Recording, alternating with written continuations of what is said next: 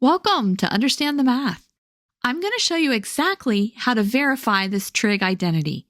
Since the left-hand side is more complicated than the right-hand side, we're going to begin with the left-hand side.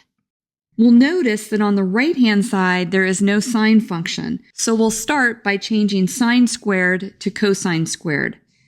We know that sine squared x plus cosine squared x is equal to 1, so sine squared x is equal to 1 minus cosine squared x.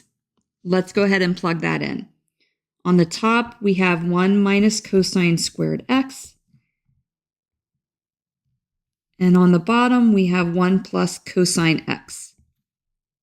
And that's equal to 1 minus cosine x. We need to get the 1 plus cosine x in the denominator to cancel out, so we'll factor 1 minus cosine squared x. Let's remind ourselves that a squared minus b squared is equal to a plus b times a minus b. Our a is equal to 1, and our b is equal to cosine x. So on the top, we now have 1 plus cosine x times 1 minus cosine x, and then we still have the denominator.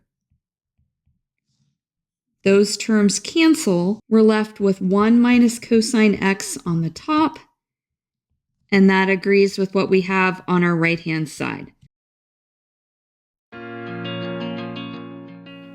If this video has been helpful to you, please consider subscribing to my channel. Keep believing in yourself and have a great rest of your day.